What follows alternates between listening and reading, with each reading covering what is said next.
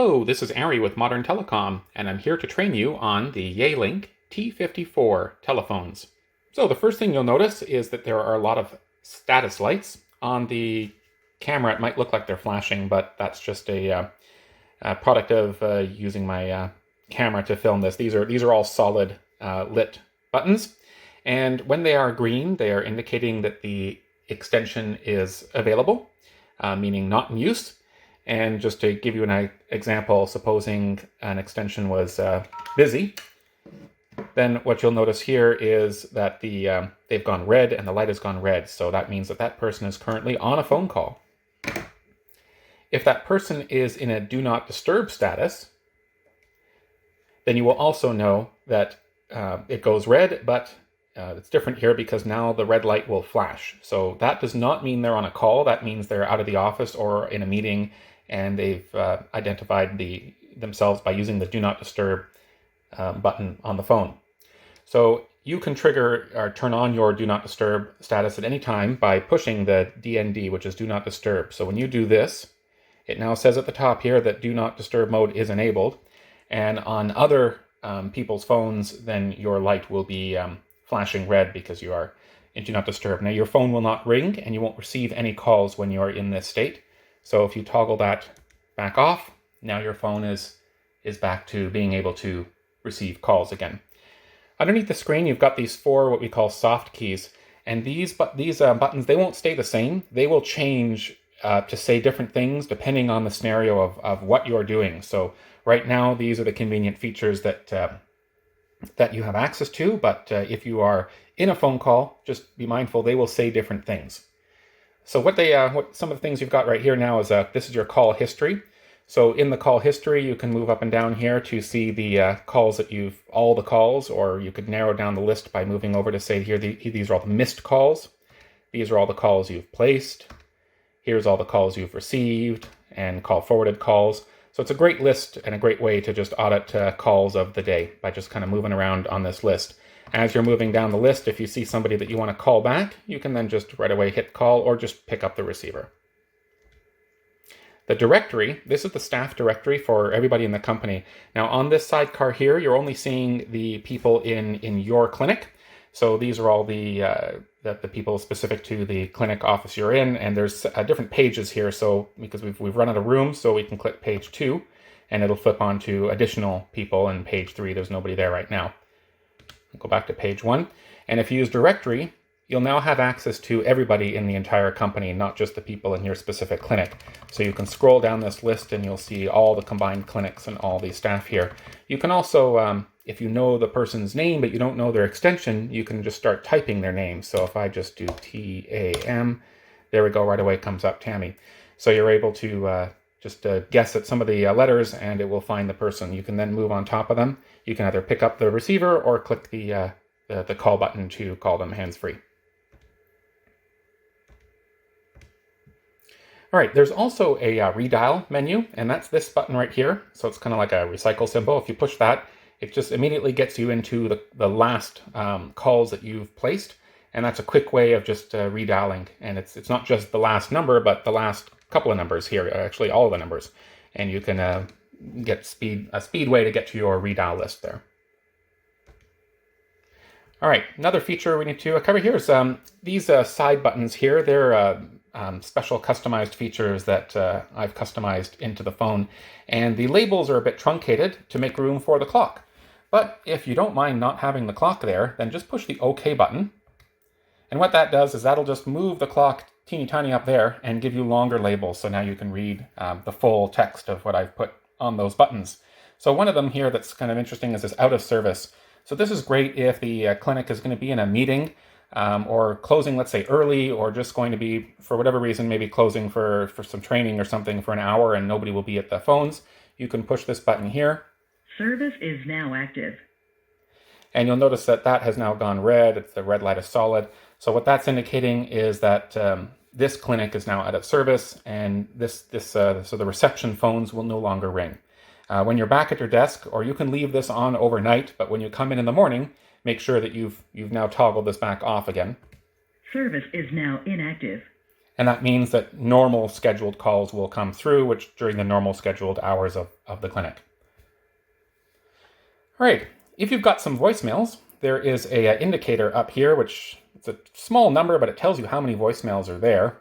And this light will flash, and it will just keep flashing to let you know that you've got unheard voicemails. So there is an actual mailbox button here, and if you push that, you have 9 new messages. Message number 1. And it will immediately go into just playing back the voicemails for you, and you can interact with the keypad if you want to delete or save them. Just listen to the instructions on the voice-guided menu, and the voicemail system will be fairly intuitive to use. All right, if you are using a headset on this phone and you want all your calls to be routed through to a headset, then you will just enable this button here. So when you've pushed this here, it goes green, and it shows at the top of the screen the headset icon. So now all calls will be routed through to a headset. Now you can either use a hardwired headset, there is a physical port on the back of the phone, or you can use Bluetooth to pair a headset to the phone. And either one of those options is suitable. If you then don't want to use the headset, you just turn that off, and now the phone will ring normally, and you'd have to pick up the receiver to answer your calls. All right, I'm just going to cover in how to make a call. For example, if we just want to call an extension, we can either just type the extension here. If it's somebody in the company, it'll actually search and let you know the name of the person you're calling before you've even called. Now, just because I've typed something in doesn't mean it's going to dial it right away. It's a bit like a cell phone. So you'd either have to pick up the receiver, and then it completes the call. Or, if you want it to be on speakerphone at this point, you would then either push the speakerphone button or push the call button, and now it makes the call. Another way you can make a call is if it's an internal extension, you can find them on the list here. So that same person right here is on this list, and if I just push that button, that will also call them.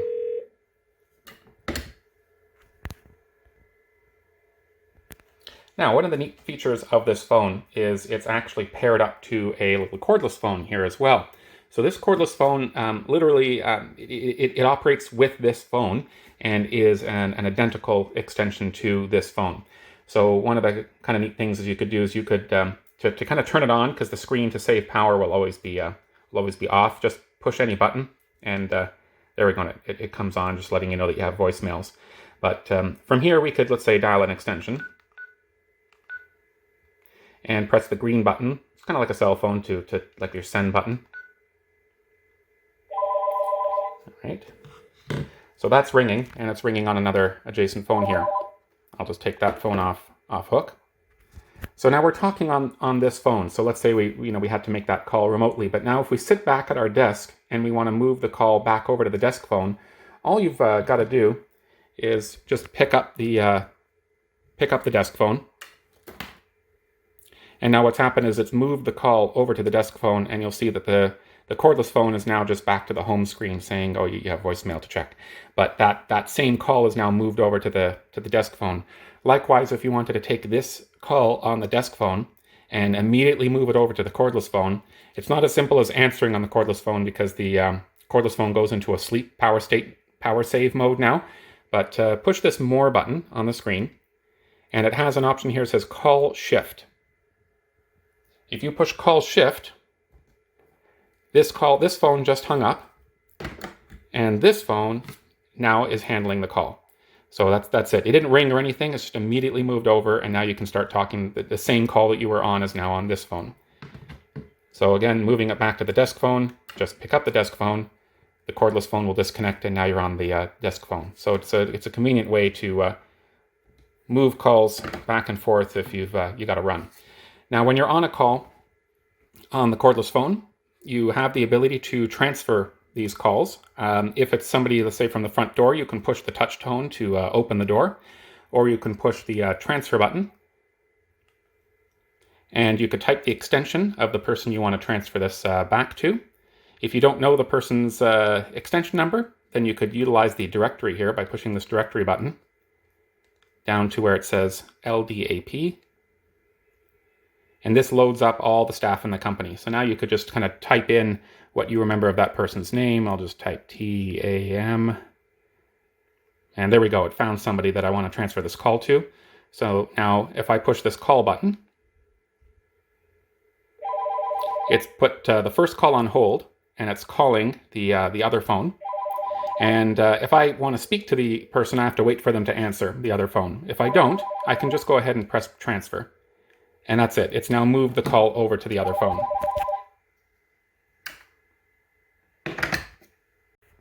So I'm going to cover how to do call transfers on this phone now, where it's more likely to be used than on the cordless phone. So let's say we've received a call onto this phone.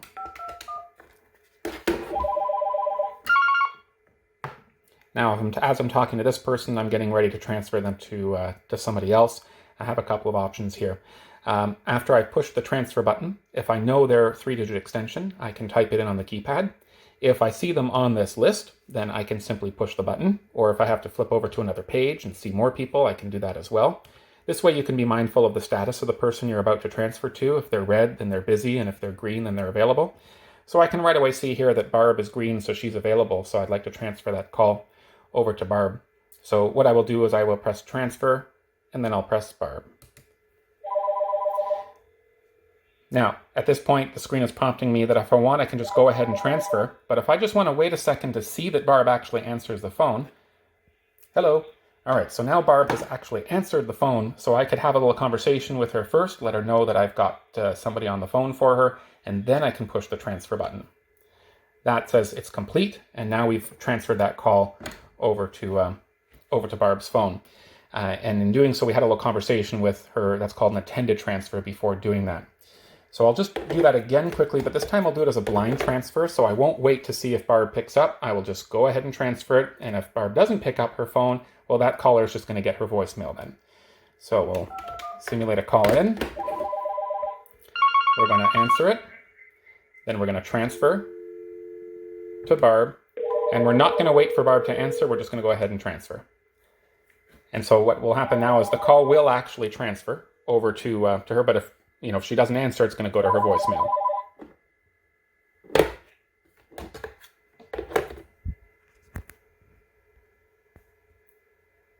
Now, another scenario is that maybe you've received a call and you want to transfer it to somebody and they're not on this list because perhaps it's somebody in another clinic that they're requesting. So in that case, I'll show you how to gain access to the directory so that you can find that staff member in the company directory. So here's an incoming call. And now we're going to go transfer. We don't see them on this list, and we don't know what the extension number is, so I'm going to hit directory. Now on this directory, I'm going to move along the list until I see the person's name. Now you'll be scrolling for quite a while, so if you know maybe the first few letters of that person's name, you can just type them in here. There we go. It comes up and says, oh, there's Tammy at 522. I now have the option of doing a blind transfer or calling Tammy first. If I call Tammy first, I'll have a conversation with her, and then the transfer button will be revealed to me over here to continue the transfer. And if I just want to go ahead, because I'm very busy and I just want to transfer this call off without talking to Tammy first, I go blind transfer. This phone says it's complete. I can now hang up, and that call is moving over to the other person.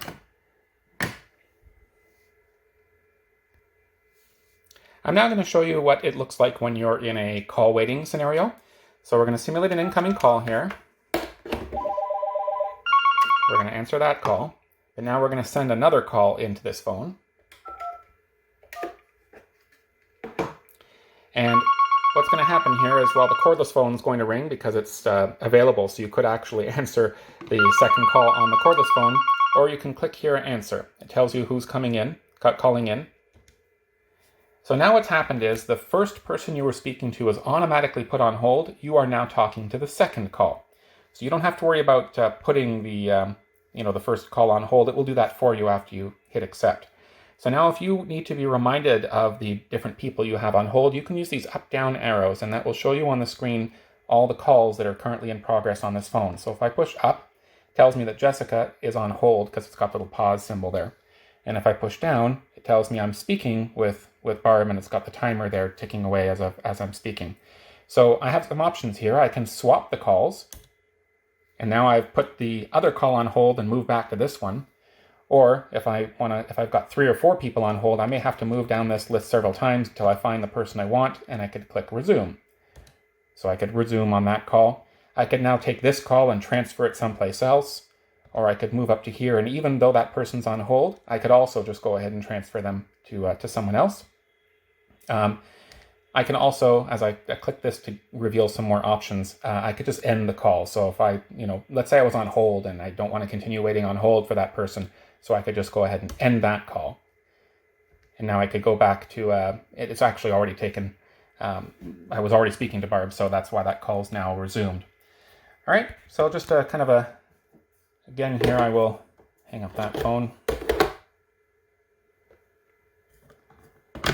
Here's a scenario where 3 calls came in at the same time. So I've answered that call.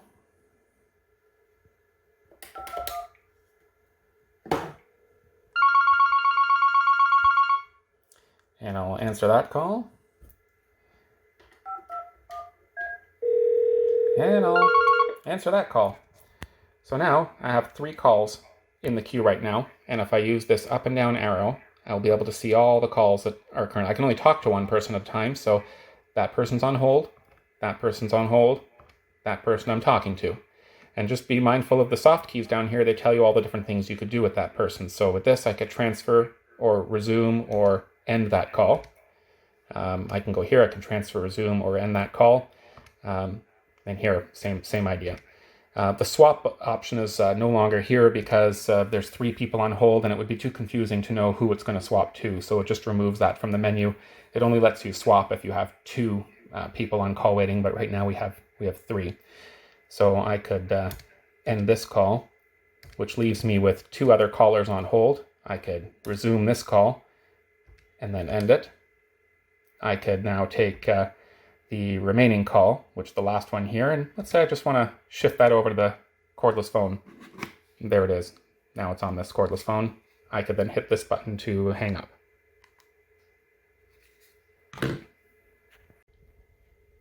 Now the next exercise I'm going to run through with you is call parking. Call parking is going to be used in a situation where you've got a client that called in and you need to put them on hold while you are locating the person that they need to speak to in the clinic. So perhaps you're not exactly sure where the person is that the client is asking for, and you're going to have to maybe leave your desk for a moment, go locate them, or maybe you're going to do a page the office and see if you can locate that person, or perhaps maybe the